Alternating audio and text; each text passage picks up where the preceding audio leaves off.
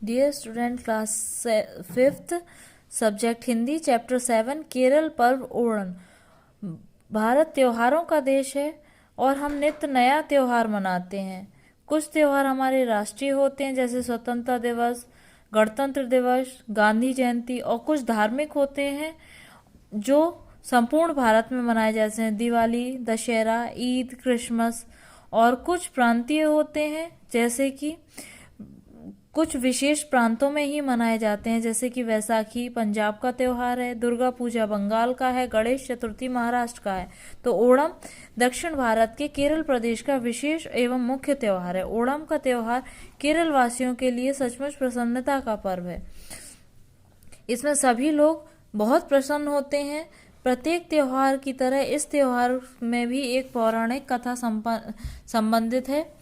कहा जाता है कि राजा बलि पुराने के समय में महाबली नाम के राजा थे, जो अपनी प्रजा से बहुत प्यार करते थे और उनकी सुख शांति का बहुत ध्यान रखते थे, और धन धान से परिपूर्ण राज्य था उनका, और प्रजा भी उनका बहुत मान सम्मान करती थी। तो ये चीज देवताओं को असह्य हो गई, उन्हें अच्छा नहीं लगा कि ये हमसे भी ज्यादा अपने राजा को मानते हैं। तो देवराज इंद्र ने यह प्रतिस्पर्धा नहीं देख पाए और उन्होंने विष्णु से जाकर कहा। तो विष्णु ने इनके आग्रह को मानते हुए भगवान विष्णु ने महाबली को राज्य से हटाने की योजना बनाई। लेकिन महाबली में कई सारे गुण थे और उनका एक गुण और भी था, दानशीलता, जिसके कारण ही वो सब जगह प्रसिद्ध थे। भगवान विष्णु ने बौने का अवतार लिया, एक बौने ब्राह्मण का, और महाबली के पास जाकर उनसे 3 पग जमीन भूमि मांगी।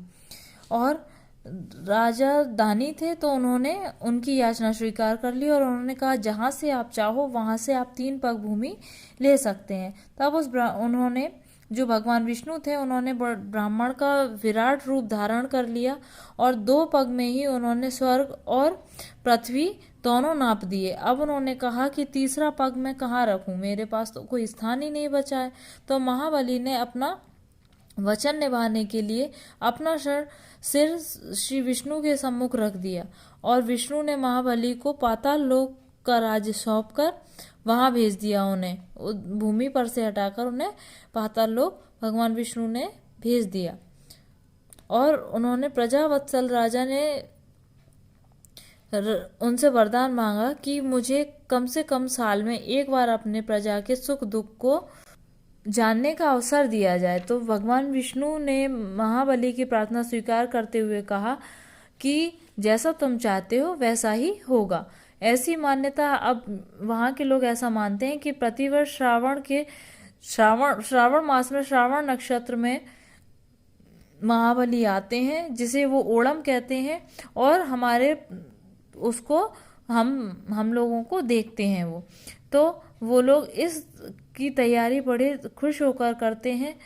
केरल वासी अपने राजा के परंपरागत, जैसे किसी व्यक्ति का, किसी राजा का स्वागत किया जाता है, उस तरीके से सारी योजनाएं बनाते हैं और रंग बिरंगे घर आंगन सजाते हैं, रंगोली बनाते हैं, विष्णु और महाबली की मूर्तियों की स्थापना करते हैं, और कई सारे कार्यक्रम भी होते हैं जो अलग अलग अपनी तरह से वो लोग मनाते हैं। जैसे कि हाथियों का जुलूस निकालकर, केरल के नृत्य, जो वहाँ का नृत्य है वो दिखाकर, हाथियों को कलात्मक रूप से सजाकर, ढोल नगाड़े बजाकर।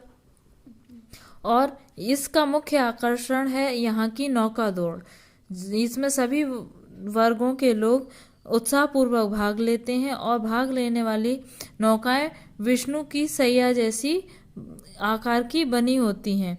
नौकाओं का एक नाक शेष नाग के फन जैसा और दूसरा पूंछ के समान होता है। यह दौड़ लगभग 15 मीटर की होती है। उसमें 50 व्यक्तियों के बैठने की उस नौका में जगह होती है। दौड़ के अवसर पर लगभग 30 व्यक्ति इसे खेते हैं। खेने का मतलब इसको चलाते हैं, और प्रत्येक नाव विभिन्न रंगों और आकारों की पताकाओं यानी ध्वजों से सुशोभित होती है, और यह दृश्य बहुत ही आकर्षक होता है। और किनारे पर खड़े असंख्य लोग इसको, दौड़ को देखने बहुत दूर दूर से आते हैं। केरल का यह त्योहार ओणम आनंद और उल्लास का त्योहार है। यह युक्ता का सूत्र पिरोने वाला त्यौहार है, क्योंकि सभी धर्मों, जातियों और वर्गों के लोग इस पर्व को समान रूप से और समान भाव से मनाते हैं। अब इस चैप्टर के शब्दार्थ आप याद करेंगे, क्वेश्चन आंसर से याद करेंगे। धन्यवाद।